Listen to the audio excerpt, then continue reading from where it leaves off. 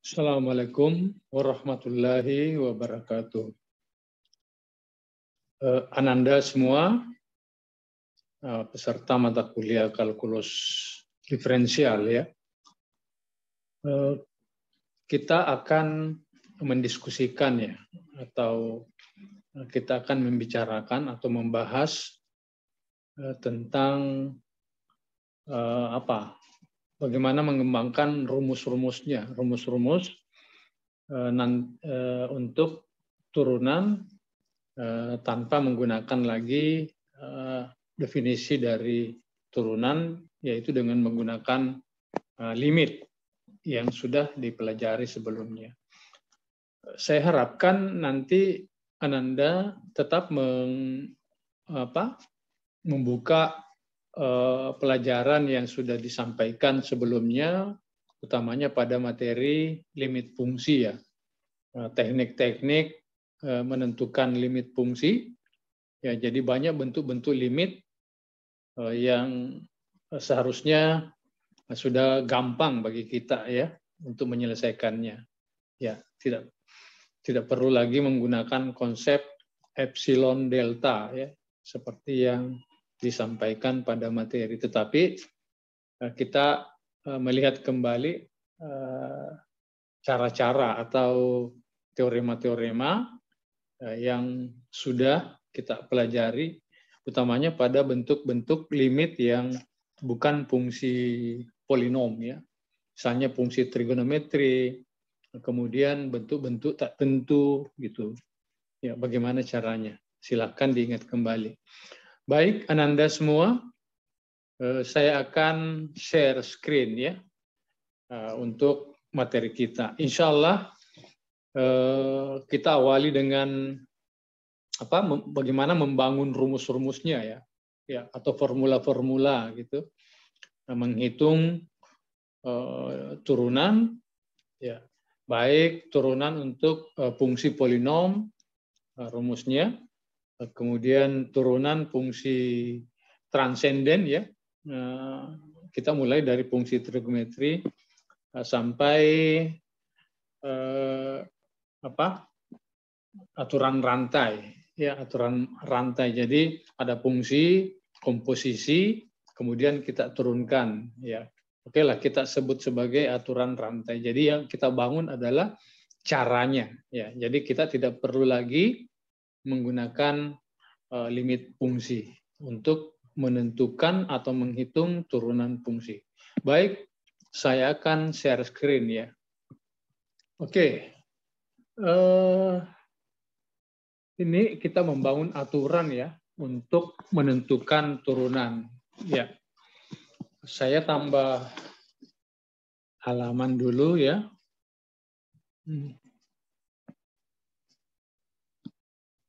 Ya, oke.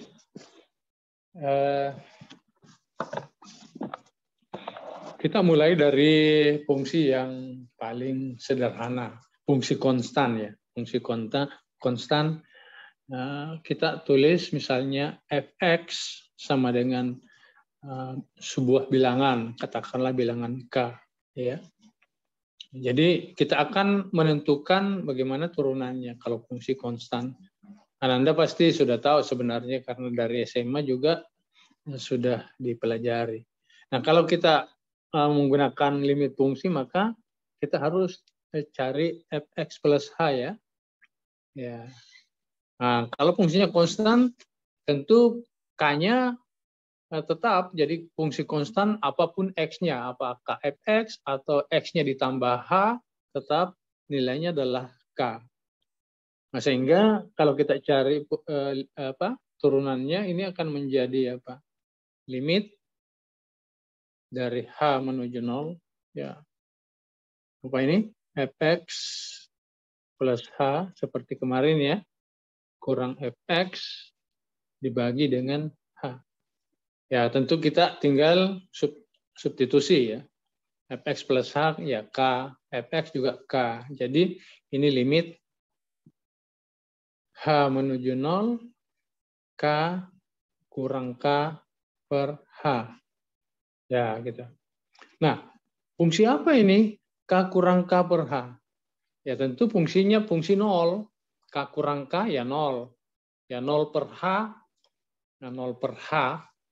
Ya ini fungsi ya, fungsi. Jadi misalnya 0 per X, ya fungsinya adalah fungsi 0. Jadi yang kita cari sebenarnya limit dari fungsi 0 untuk H menuju 0. Ya, limit H menuju 0, fungsi 0 ya. Ya tentu limitnya adalah 0. Ya, saya kira mudah saja ya. Jadi bisa kita katakan bahwa kalau fungsinya fungsi konstan, maka turunannya adalah 0. Ya, misalnya fx-nya sama dengan 7. Ya, maka tentu saja f aksen x adalah 0. Ya, apapun fx-nya ya. Misalnya 7 atau 9, yang penting fungsinya fungsi konstan gitu. Ya. Nah, sekarang kita ke fungsi-fungsi polinom yang pangkatnya lebih tinggi misalnya ya. Misalnya kita mulai dengan fx sama dengan x kuadrat ya. Ya, x kuadrat. Ya, x kuadrat. Nah, maka kalau kita tulis fx plus h ya sama dengan x ditambah h kuadrat ya. Ya, kalau fx sama dengan x kuadrat, maka fx plus h adalah x ditambah h kuadrat. Sehingga f aksennya, saya kira, oh iya, sepertinya sebelumnya sudah pernah ya disampaikan. Ya, fx plus h dikurangi fx, berarti x ditambah h kuadrat dikurangi x kuadrat per h. Ya, nah, saya kira ini mudah saja diselesaikan. Oke, kita pakai cara yang lebih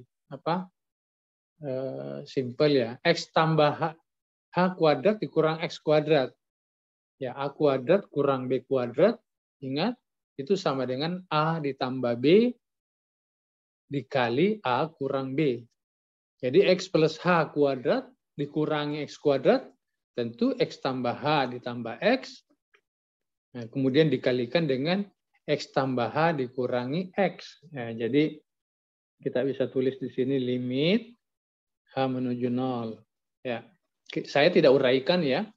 Jadi x tambah h kuadrat kurang x kuadrat itu sama saja dengan x tambah h ditambah x.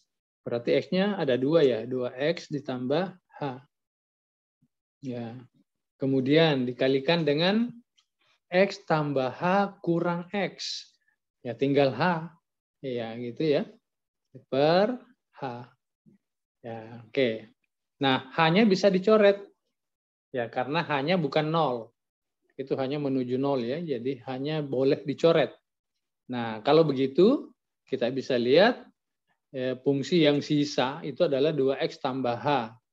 Lalu hanya menuju 0, berarti hasilnya adalah 2x. Iya.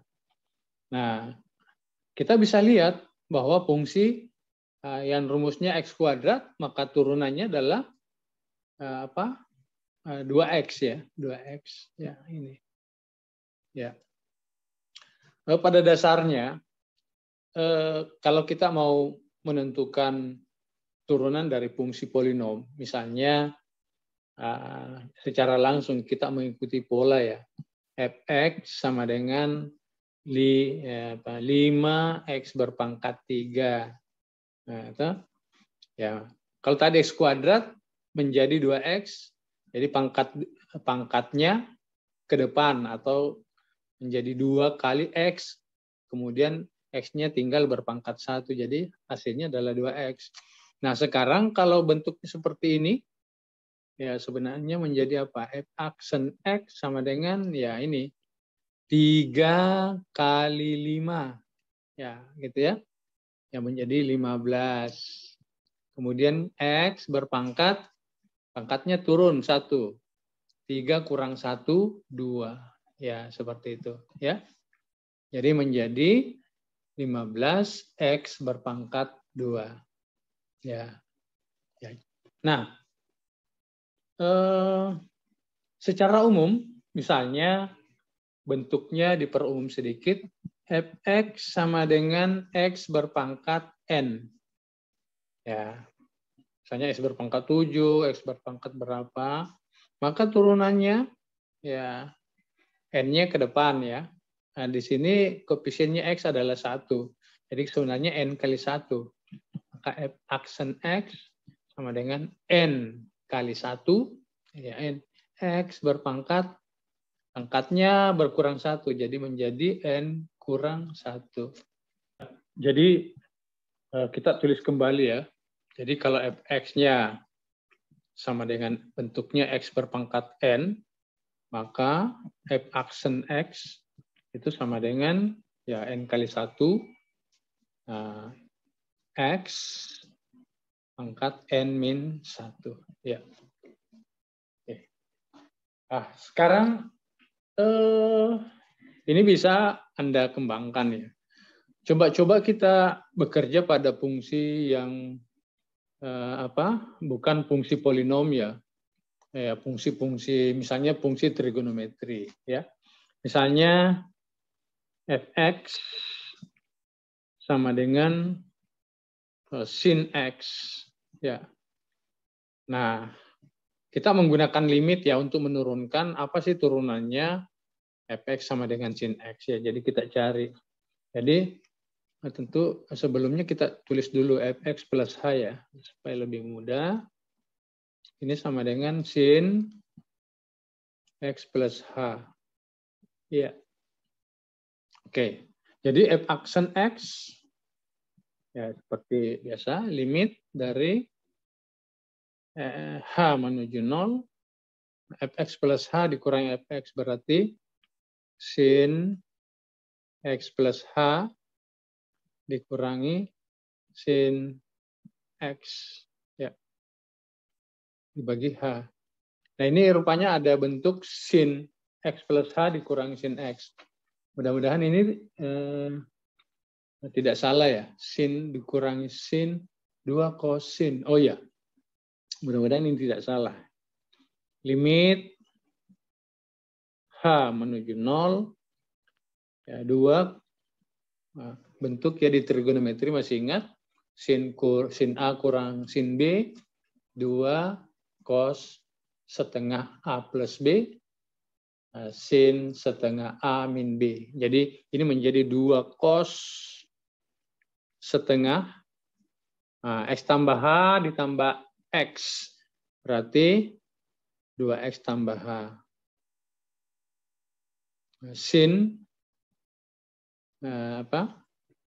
x tambah h dikurangi x berarti tinggal h. Tapi h per 2 ya karena ada setengahnya. Ya. 2 cos seper 2 sin seper 2 h. Ya, sorry. Salah tulis. Pastinya yang di bawah adalah 2 per h. Ya, kita bisa lihat di sini ada di sini.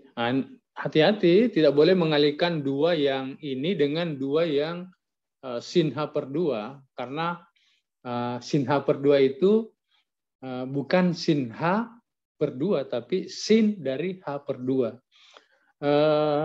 Kita coba-coba bentuknya kita ubah sedikit. Jadi di sini juga ada h per 2 ya. Ada h per 2 tapi saya kalikan kembali dengan 2. Untuk apa? Ya, kita ingat pada limit fungsi ya. Nah, kalau hanya menuju 0 maka sin h per 2 dibagi h per 2 itu limitnya berapa? Ya 1. Masih ingat? Limit x menuju 0 sin x per x. Ya, jadi kalau itu nilainya 1. Jadi kalau limit x menuju 0 sin setengah x per setengah x juga 1. Ya, gitu ya. Jadi yang saya lingkari ini nilainya adalah 1. Nah, 2-nya bisa dicoret. Ya, ini dengan yang bawah. Ya, jadi yang tinggal apa? Cos setengah dari 2x plus H. Ya, jadi tinggal hasilnya adalah limit H menuju 0. Nah, cos setengah kali 2x plus H. Jadi kalau kita tulis menjadi cos setengah kali 2x ya cos X. Ya, tambah H per 2. Ya. Ya. Dengan demikian, karena H menuju 0, maka limitnya langsung menjadi cos X. Iya. Jadi bisa kita katakan bahwa kalau fx adalah sin x, maka f aksen x adalah cos x. Ya, ini. Cos x. Banyak fungsi-fungsi transenden yang lain ya. Jadi yang bisa kita turunkan. Jadi sebenarnya bisa kita buat daftar ya dengan cara mencari dulu melalui konsep limit dari turunan ya. Jadi menggunakan limit untuk menentukan rumus-rumusnya. Jadi saya buat di sini misalnya di sini fungsinya, kemudian di sini turunannya ya. Nah, kalau tadi ya ini semacam summary ya. Kalau fx sama dengan x berpangkat n, atau lebih lengkap kita berikan a ya, ax berpangkat n. Ya, maka turunannya f aksen x ya tinggal ya n kali a ya jadi n kali a x berpangkat n min 1. Ya. Oke. Itu jadi tinggal digunakan saja, tidak usah pakai limit gitu. Nah, misalnya gx ya, gx. Nah, sin x tadi maka turunannya ya gx sin x tadi cos ya yang kita temukan. Nah, Anda bisa membuktikan formula. Misalnya saya tulis hx sama dengan cos x, maka h aksen x ya ini bisa dicari ya, dibuktikan min sin x ya gitu. Daftarnya bisa lanjut ya. Nah, kita tambah halaman ya fhj ya, katakanlah jx ya, jx apa tangens x ya, tangens x. Nah, maka turunannya j aksen x, turunan tangens ya, hati-hati, turunan tangens secant kuadrat ya, secant kuadrat x. J ini kx. Ini misalnya ln logaritma natural ya, ln x. Ya, mudah-mudahan tidak salah ini. K aksen x. Apa turunannya logaritma natural? Ya, seper x ya. Tapi ada syaratnya, x-nya tidak boleh 0. Ya, gitu. Kemudian, apa lagi? Euler. Ya, Euler. Lx. Ya, kita tulis. Lx, E berpangkat X. E berpangkat X, E itu adalah bilangan Euler ya. 2, sekian-sekian. Maka Lx, L aksen X, ya sama turunannya. E berpangkat X sendiri. Nah, ini semua bisa dibuktikan menggunakan limit ya. Menggunakan limit. Apa? Coba kita turunkan ini. Ya.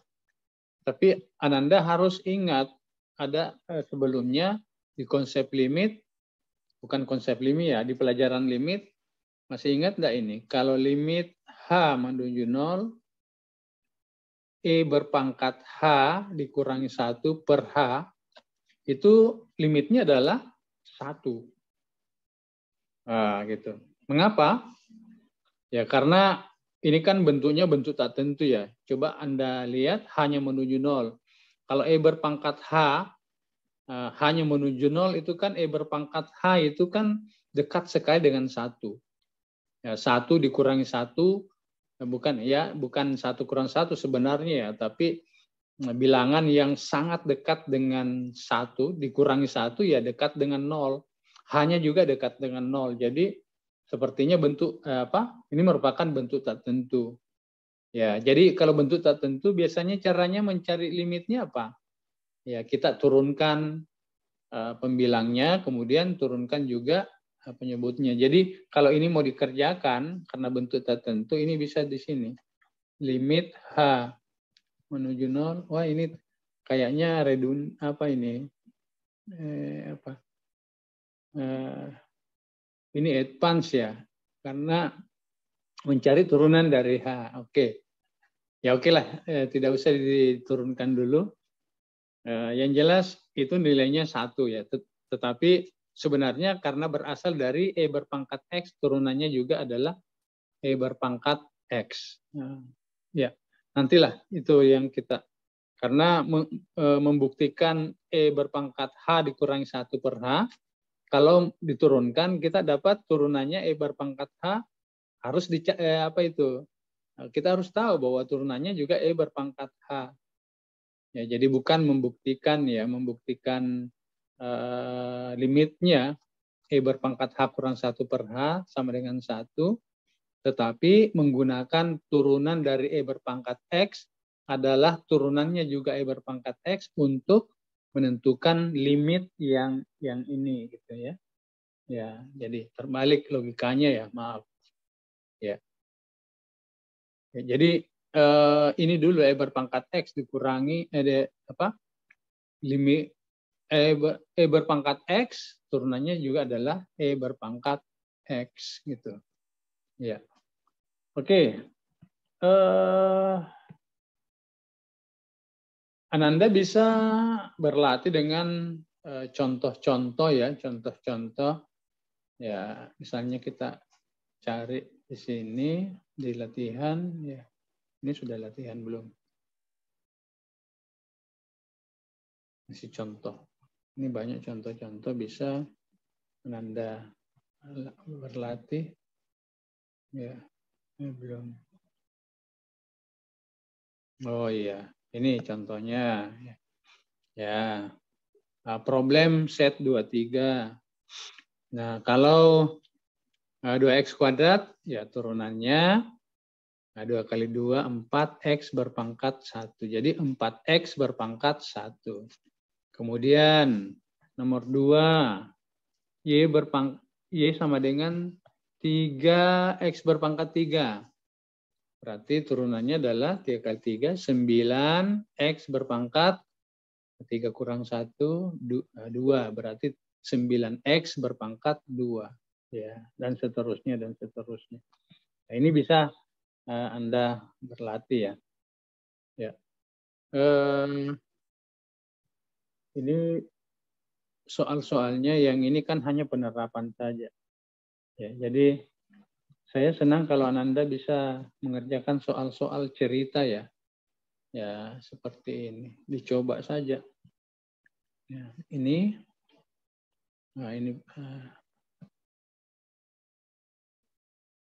ini coba nomor 55 nanti dikerjakan ya. Nomor 55. Ingat di latihan berapa ini? Latihan 23. Nah, jadi pekerjaannya nomor 55. Latihan 23 nomor 55.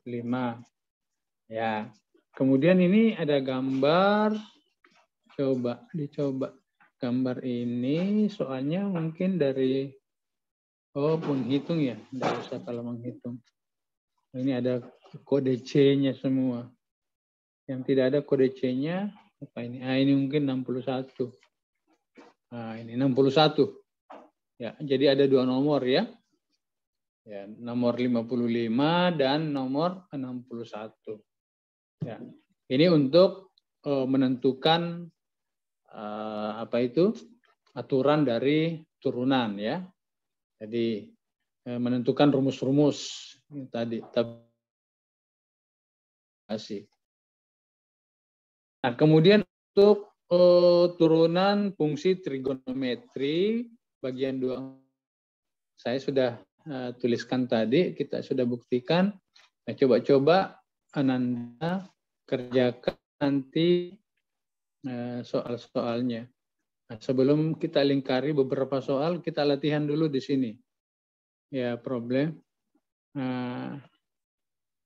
Nah, apa turunannya Y sama dengan 2 sin X plus 3 cos. Ya, bisa ditulis Y aksen sama dengan, apa ini turunannya sin? Ya, cos ya. 2 cos X, apalagi? Ditambah 3 cos X, turunannya 3 cos X, ya min kurang sin X. Ya, oke. Ya, 3 sin X. Seperti itu. Kalau nomor 2, Y sama dengan sin kuadrat X. Caranya, karena kita belum belajar aturan rantai, maka kita anggap ini sin kuadrat X itu adalah sin X dikali sin X. Ya, gitu. Nanti Ananda harus lihat bahwa kalau menentukan turunan dari fungsi ya, misalnya hasil kali F plus G, maka turunannya itu apa? Misalnya Y sama dengan U kali V. Jadi U ini masing-masing fungsi dari X, maka turunannya ya kali turunkan hasilnya apa? Sama dengan, nah U-nya dulu diturunkan, U aksen V, lalu ditambah U V aksen. Ya, silakan dibuktikan. Ada di dalam file ini juga sendiri ya. Ya, ada bagian. Oke, jadi U aksen P ditambah U V aksen. Nah, kalau sin kuadrat X, karena kita belum belajar tentang aturan rantai, maka sin kuadrat X kalau kita mau turunkan, nah kita harus anggap sebagai sin X kali sin X. Nah, coba kita selesaikan. Misalnya ya. Nah, misalnya Y sama dengan sin X kali sin X. Ini tadi diambil dari begini. Sin X kuadrat. Ya, maka Y aksen, sin X yang pertama kita turunkan. Ya, menjadi apa ini? Cos sin, turunannya sin adalah cos. Jadi cos X kali sin X. Ditambah. Sin X-nya tetap, lalu yang diturunkan kembali adalah sin X yang kedua. Jadi sin X, turunan dari sin adalah cos X. Ya. Nah, kalau diperbaiki, ternyata sama saja ini ya dengan yang satunya. Nah, cos X kali sin X ditambah sin X kali cos X. Sebenarnya sama saja. Ya, jadi hasilnya adalah 2 kali ya. 2 kali.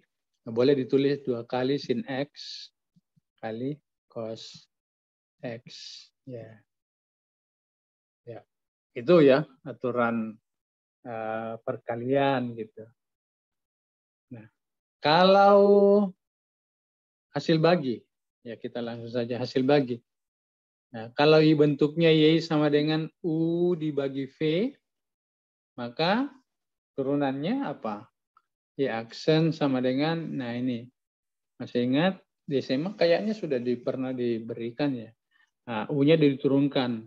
U aksen V, lalu dikurangi U V aksen per V kuadrat.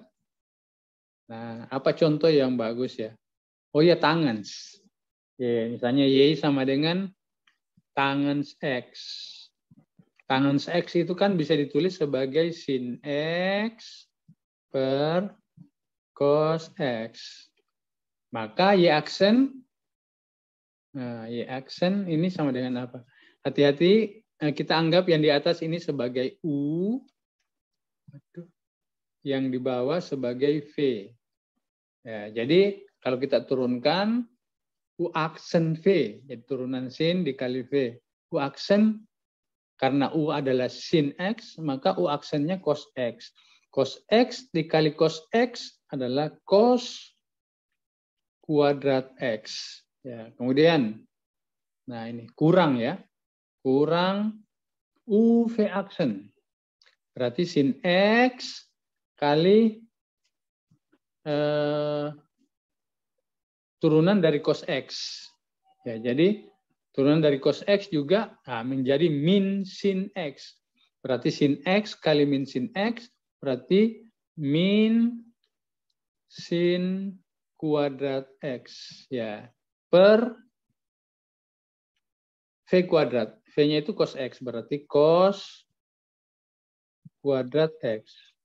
Nah, coba kita lihat. Oh, ini ada minnya di sini ya. Min sin. Berarti Y aksen ternyata menjadi cos kuadrat X tambah sin kuadrat X ya. Cos kuadrat X ditambah karena kurang min sin kuadrat. Jadi sin kuadrat X per cos kuadrat X. Nah, yang di atas hasilnya apa? Masih ingat? Cos kuadrat X ditambah sin kuadrat X itu selalu nilainya 1. Ya, selalu nilainya 1. Sin kuadrat X tambah cos kuadrat X selalu nilainya 1. Jadi seper cos kuadrat. Hasilnya adalah seper cos kuadrat X. Ya, apa lagi namanya kalau seper cos kuadrat? Atau seper cos? Ya, secant. Jadi kalau seper cos kuadrat, ini adalah secant kuadrat X. Ya, itu. Jadi di tabel tadi kita sudah tulis ya, bahwa tangens X, kalau Y-nya sama dengan tangens X, atau fungsinya adalah tangens X, maka turunannya adalah secant kuadrat X. Iya. Oke. Nah, ini membangun rumus-rumus saja. Buktinya Ananda bisa ikuti di filenya ya. Saya hanya secara intuitifnya saja. Oke, baik Ananda semua, kita masuk ke contoh-contoh aturan rantai. Ya, aturan rantai biasanya kalau fungsinya sudah kompleks ya, sudah kompleks. Misalnya begini. Ya, misalnya Y sama dengan sin X kuadrat ditambah 1. Nah, ya. Nah, ini tidak boleh menjadi cos X kuadrat tambah 1 saja. Maka ini berlaku aturan rantai. Ya, pertama, sin ini diturunkan dulu ya. Jadi sin apa diturunkan menjadi cos. Turunan dari sin adalah cos ya. Cos X kuadrat ditambah 1. Nah, ini berantai. X kuadrat tambah 1 belum diturunkan ya. Ya, jadi dikalikan lagi dengan turunan dari X kuadrat tambah 1. Ya, gitu. Apa turunannya X kuadrat tambah 1? Ya, tentu 2X. Ya, 2X ya. Ya. Ingat 2X itu tidak boleh masuk ke cos X kuadrat tambah 1. Jadi yang diperkalikan ini 2X adalah dengan cosnya, bukan dengan X kuadrat tambah 1. Hati-hati ya. Jadi ini menjadi 2X cos X kuadrat ditambah 1. Ya, oke. Sengaja 2X-nya saya taruh di depan cos supaya Anda punya persepsi yang betul. Karena kalau saya taruh di belakangnya X kuadrat tambah 1, Maka nanti dibacanya cos X kuadrat tambah 1 kali 2X, jadinya apa? Ya, X kuadrat tambah 1-nya yang dikali 2X, padahal bukan itu ya. Nah, seperti itu. Ya, coba-coba kita aturan rantai lagi. Ya, aturan rantai lagi. Misalnya Y sama dengan yang agak apa? Sinnya sudah berpangkat 5. Nah, lalu ada di sini X berpangkat 7 kurang 8X kuadrat. Ya, nah ini kelihatan kompleks, tapi kita lakukan saja menggunakan aturan rantai. Jadi Y aksen sama dengan. Nah, sinnya dulu kita turunkan, sin berpangkat 5-nya.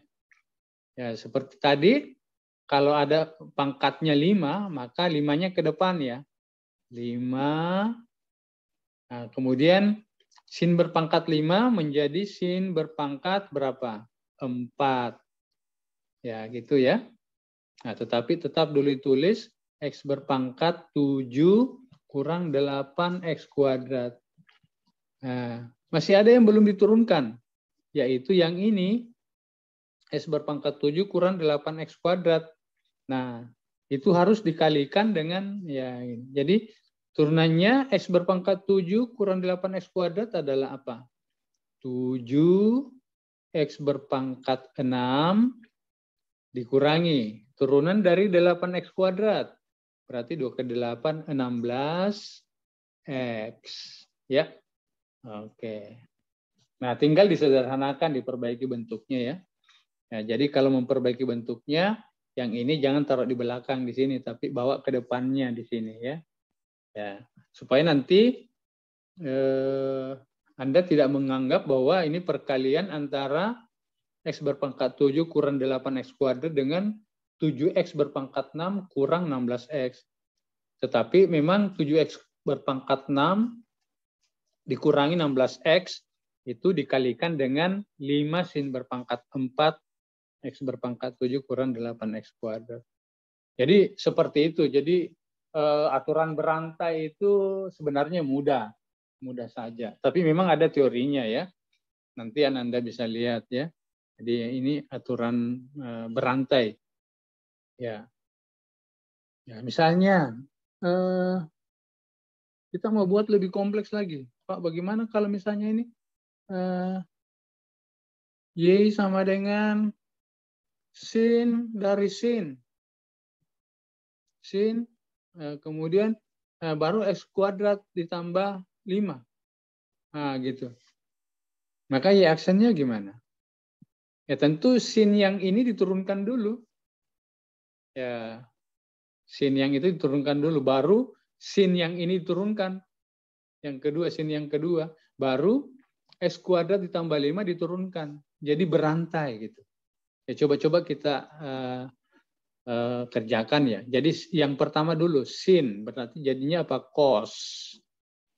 Ya, cos semuanya ini dulu ditulis. Cos dari sin X kuadrat ditambah 5. Nah, belum selesai. Nah, kemudian kita kalikan dengan turunannya ini sin lagi. Sin dari X kuadrat tambah 5. Nah, sama saja. Cos X kuadrat ditambah 5. Tambah 5. Ah, ini juga belum selesai.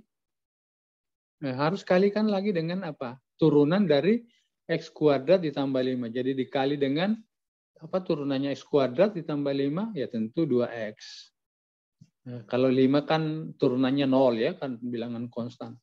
Nah, seperti itu. Nah, kalau mau ditulis, ya tulis.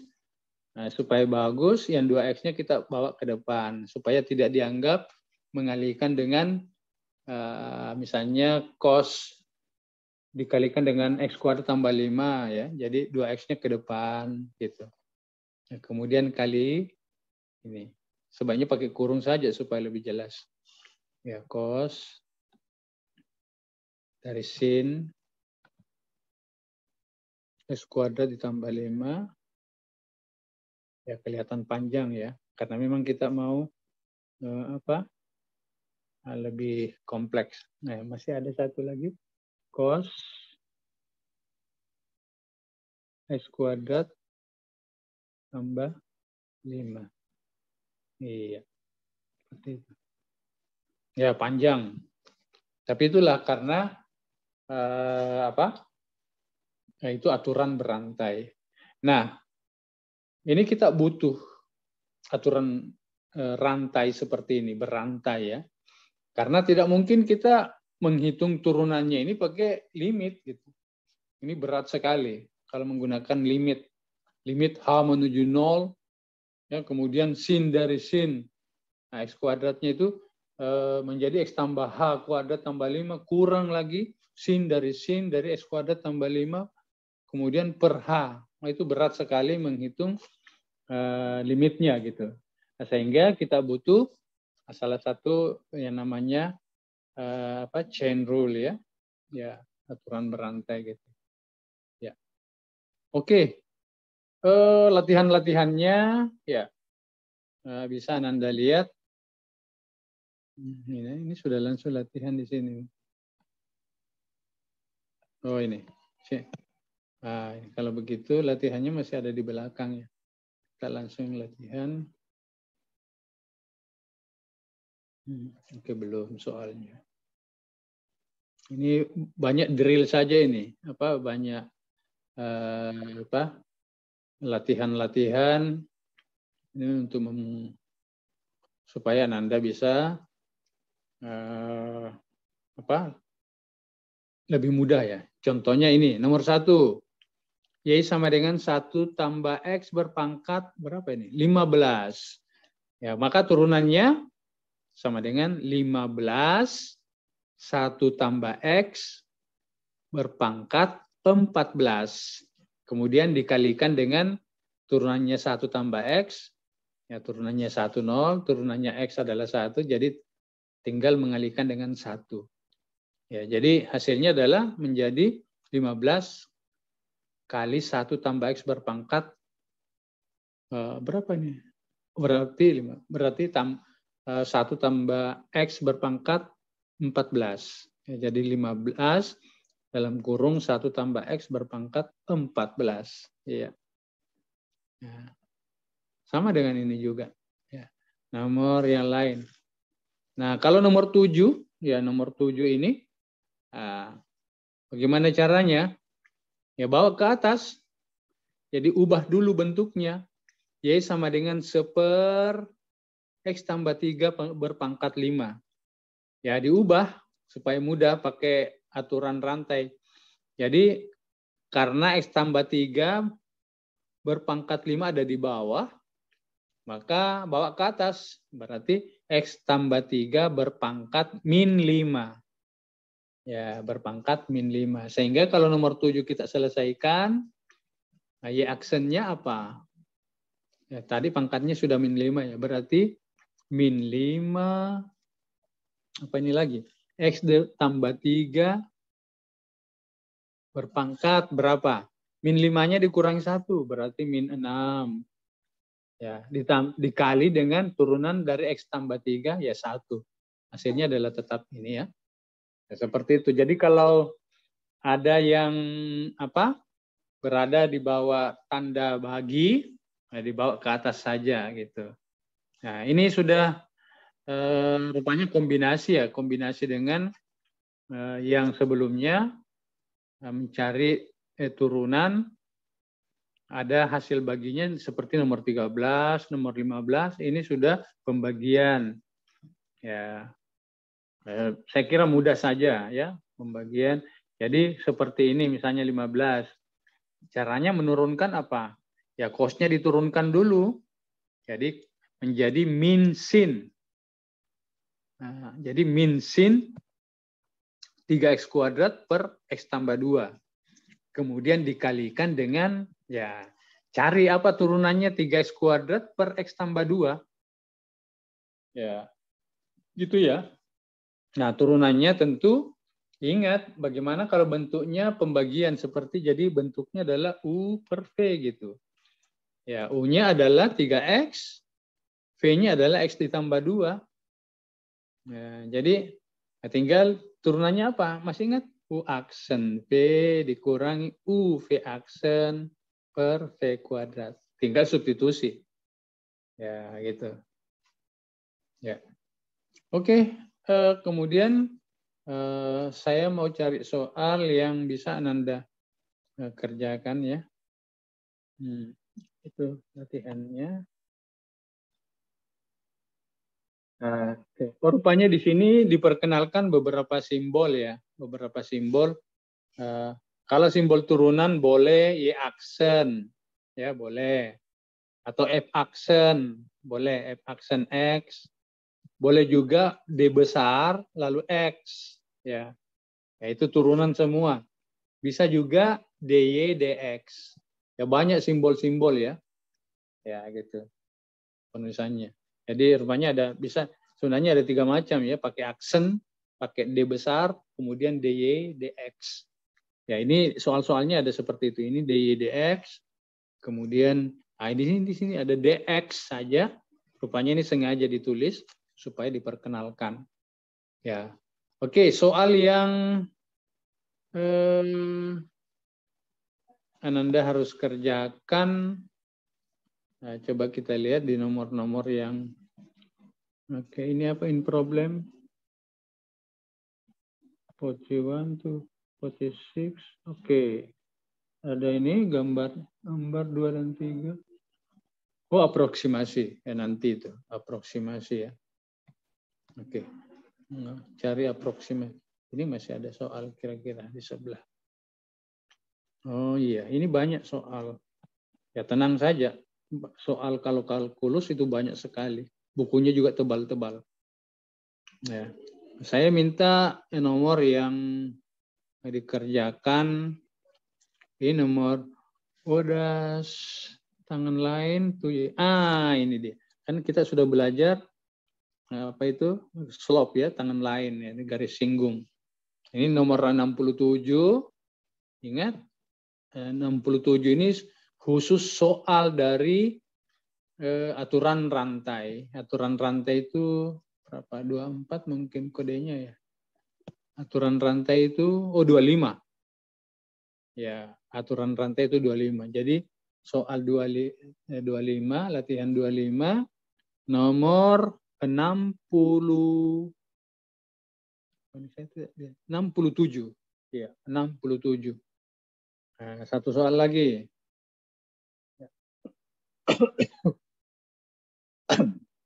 67. Kemudian 60 ini yang banyak anunya ini. 69. Ya, ada 2 ya. 67 dan 69. Ya.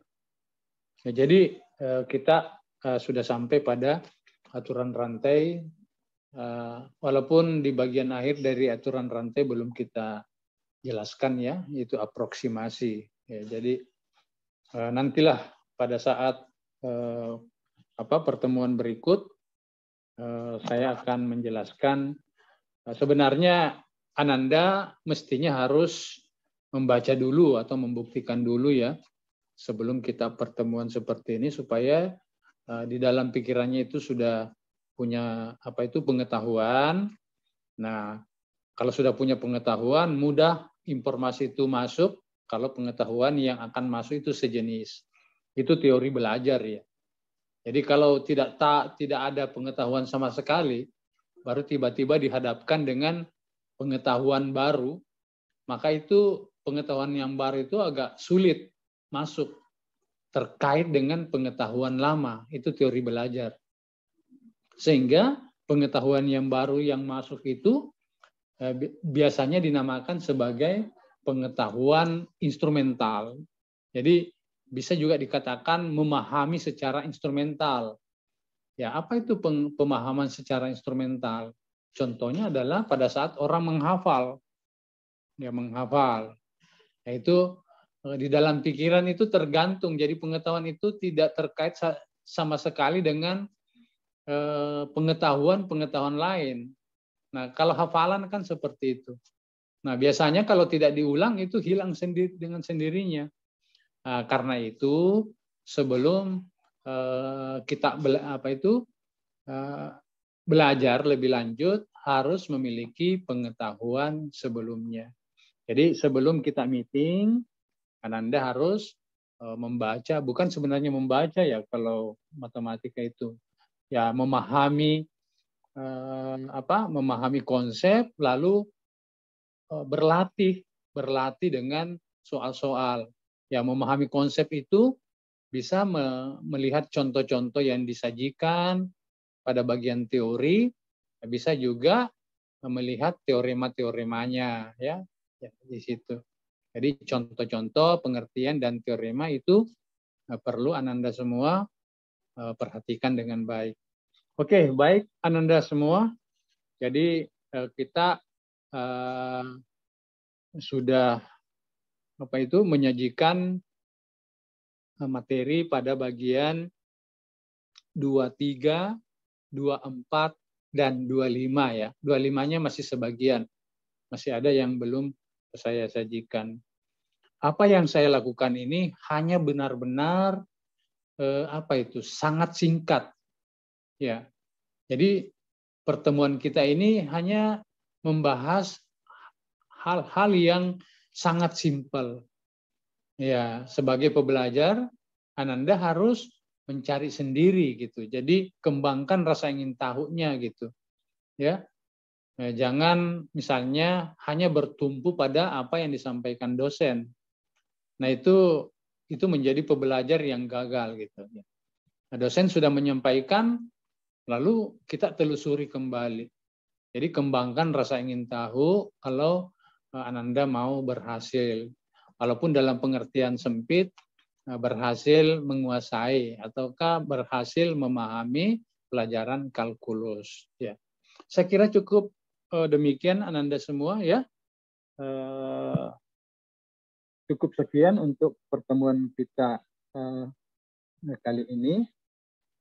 Mudah-mudahan Ananda semua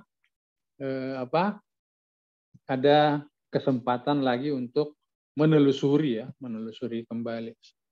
Baik, saya akhiri dengan Assalamualaikum warahmatullahi wabarakatuh.